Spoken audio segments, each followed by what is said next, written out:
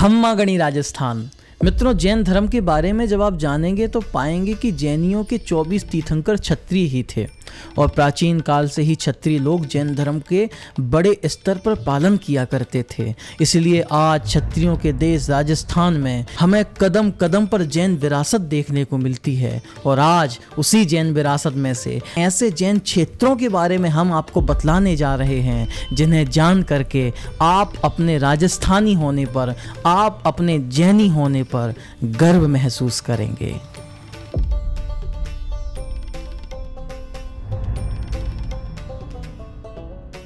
सोनी जी की नसिया। मित्रों, अजमेर कभी जाना हो तो सोनी जी की नसिया को देखे बिना कौन ही वापस आएगा। सोने से सजी अयोध्या नगरी जो नवीन जैन स्थापत्य की मिसाल है। इस मंदिर की खासियत ये है कि यहाँ की स्वर्ण नगरी जिसमें जैन भूगोल के अनुसार संपूर्ण ब्रह्मांड की रचना की गई है, जो पूरे विश्व में अलौकिक है। इस मंदिर को 1865 में राय बहादुर सेठ मूलचंद और नेमीचंद सोनी ने बनवाया था, जिसमें भगवान श्री आदिनाथ की मूललायक मूर्ति भी है।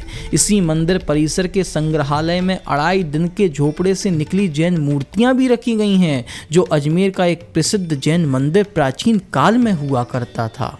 सोनी जी की नसिया की वास्तुकला अद्वितीय है, जिसमें बेल्जियन के stain glass, mineral colour paintings और चांदी की गेंदों से सजी हुई छत प्रमुख है।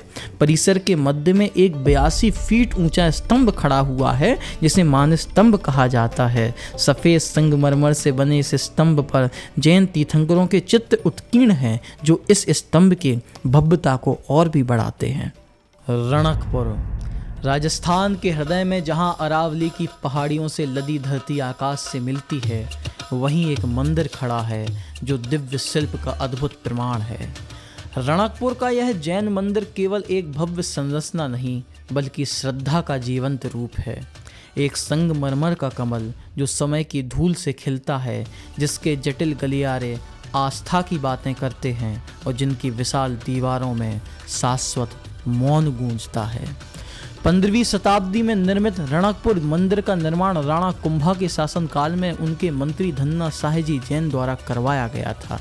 50 वर्षों से भी अधिक समय तक चले इस निर्माण कार्य में मुख्य शिल्पी देपाक के संग हजारों कुशल कारीगरों ने हल्के रंग के संगमरमर से मंदिर को तराश कर धन्ना साहे की दृष्टि को जीवंत कर दिया।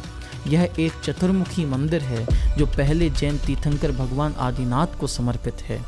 रणकपुर जैन मंदिर की सबसे उल्लेखनीय विशेषता ये कि 1444 स्तंभ इस प्रकार बनाए गए हैं कि मंदिर के किसी भी हिस्से से भगवान की प्रतिमा को देखने पर कोई भी स्तंभ बीच में नहीं आता है और ना ही एक दूसरे को काटता है। इस मंदिर की नक्काशी मानव इतिहास का एक अजूबा है, जिसे देखकर ताजमहल की भी खूबसूरती शर्मा जाए। मंदिर की सीलिंग की नक्काशी से लगता है कि शिल्पियों ने अपने स्वयं का ही नहीं, बल्कि अपने पुरखों के सहस्राब्दियों का अनुभव झोंक कर छेनी चलाई है। भगवान पारसनाथ की सहस्र फणी की यह प्रतिमा कला की एक मिसाल है।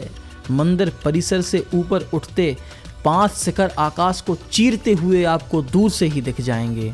मंदिर जैन कलात्मकता का खजाना है। इसके हॉल और दीवार जैन तीर्थंकरों की बारीक नक्काशीदार मूर्तियों और मूर्तें सजे हुए हैं। 48,000 वर्ग फुट में फैला सफ़ेद संगमरमर से निर्मित यह रणकपुर जैन मंदिर अपनी विशालता, जटिल शिल्प कौशल और कलात्मक वैभव का एक अविस्मरणीय वास्तुशिल्प चमत्कार है। चित्तौड़गढ़ राजपूताने का अजय दुर्ग चित्तौड़गढ़, जिसकी कहानी हम सभी बचपन से सुनते आए हैं, लेकिन बहुत कम ही लोग जानते हैं कि इस अजय दुर्ग में समृद्ध जैन विरासत भरी हुई है। चित्तौड़ के किले में जैनत्व की अमर कीर्ति को फैलाता, सूरज की आंखों से आंख मिलाता 75 फीट वाला 7 मंजिला एक स्तंभ बना हुआ है, जिसका नाम है कीर्ति स्तंभ। भगवान आदिनाथ को समर्पित इस अद्भुत स्तंभ का निर्माण बघेरवाल जैन व्यापारी जीजाजी कथोड़ के द्वारा 12वीं शताब्दी में करवाया गया था। इसके अलावा श्रृंगार चौरी, जहां मेवाड़ी राजाओं का राज तिलक होता था, जिसके चारों ओर जैन तीर्थंकरों की प्रतिमाएं उकीरी गई हैं। चित्तौड़ दुर्ग में बनवीर की दीवार के मध्य भाग में राजपूत और जैन स्थापत्य कला का यह उत्कृष्ट नमूना है, जो श्रृंगार चौरी के नाम से आज जाना जा रहा है। 1255 ईस्वी से 1258 ईस्वी के बीच मेवाड़ में भारी अकाल पड़ा। तब यहाँ दानशालाएं खोली गईं व लोगों को मुफ्त अनाज उपलब्ध करवाया गया। रावल तेज सिंह की पटरानी जयतल्ल देवी थी, जिन्होंने इस समय दुर्ग में श्याम पारसनाथ का मंदिर बनवाया। प्रसिद्ध सतबीस देवरी का वर्णन अगर ना किया जाए तो इस दुर्ग के वर्णन में कुछ अधूरा होगा। चित्तौड़ दुर्ग के अंदर स्थित फतेह प्रकाश महल के दक्षिण पश्चिम में एक भव्य जैन मंदिर है, जिसमें 27 देवरियां बनी हुई हैं। इसे 27 देवरी के नाम से भी जाना जाता है, यानी यहाँ पर 27 जैन मंदिरों का समूह है। इसके अलावा सैकड़ों जैन धरोहर इस किले में स्थापित हैं, जिनका वर्णन करने को समय के रथ के पहिए भी थक जाएं। लाडनू जी, पूरे भारत में हजारों की संख्या में जमीन से जैन मूर्तियां निकलना आम बात सी हो गई है, क्योंकि एक समय पूरा भारत जैन धर्म का ही अनुपालन किया करता था।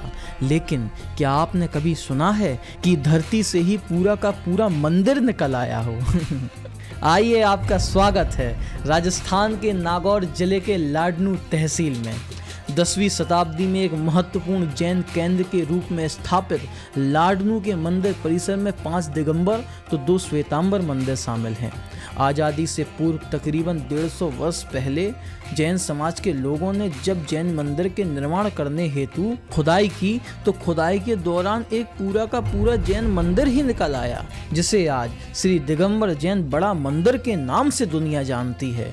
ये वास्तुकला का एक अजूबा है और न जाने ऐसी क्या परिस्थिति रही होंगी जो इस शिल्प सौंदर्य विभूषित स्तंभों युक्त बरामदे वाले कलात्मक मंडप से सुशोभित इस प्राचीन धरोहर को धरती ने अपने गर्भ में ले लिया।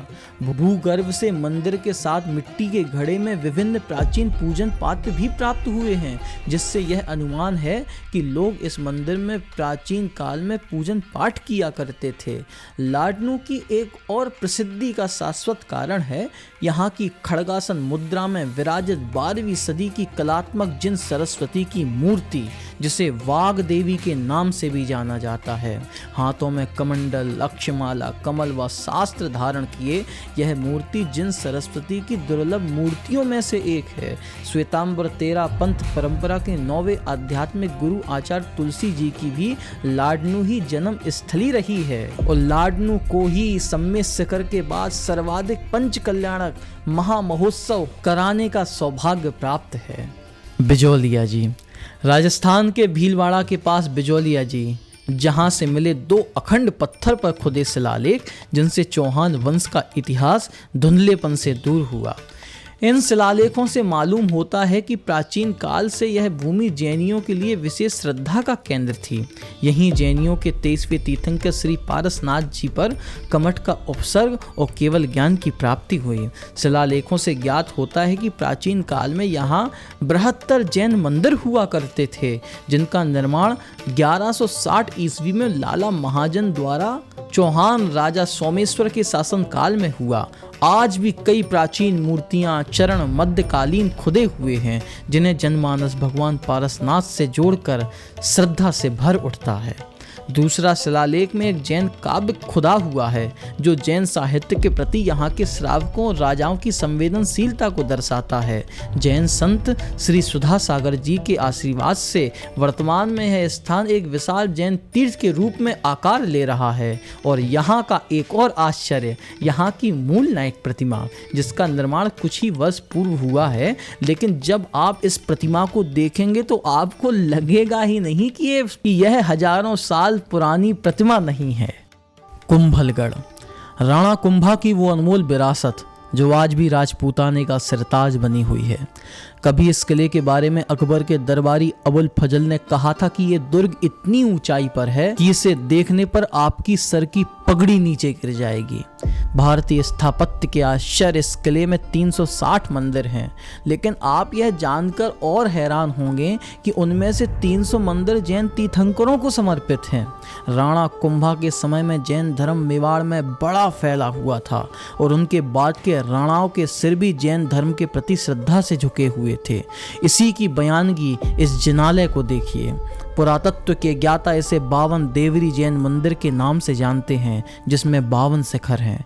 इसे देख जैन शास्त्रों में वर्णित नंदीश्वर द्वीप की तस्वीर सामने आ जाती है।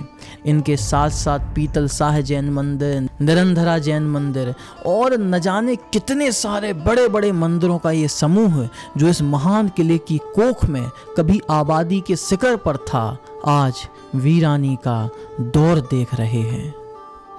रणथंभौर।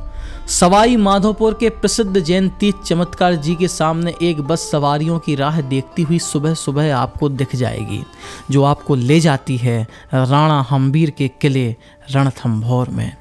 कुछ देर चढ़ाई चढ़ने के बाद आपको मंदिर का शिखर दिख जाएगा, जो कई सालों की वीरानी के बाद अब श्रद्धालुओं से भरा हुआ मिलता है। शिखर के आजू बाजू 4 पैरों पर खड़ी छतरी राजपूताने काल के स्थापत्य की निशानी है। मंदिर का शिखर सपाट है, वेंटिलेशन के लिए पत्थर के झरोखे लगाए गए हैं।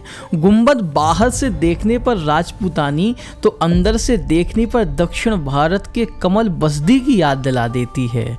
तीसरे तीर्थंकर श्री संभवनाथ को समर्पित यह जैन मंदिर किले में स्थित तमाम जैन मंदिरों की भांति वीरानी के दौर से बाहर निकल आया है, जहां आज प्रतिदिन प्रातःकाल में भक्तों की पूजन आरती की ध्वनि पूरे वातावरण को महका देती है। तो मित्रों, ये थे हमारे राजस्थान के आश्चर्य।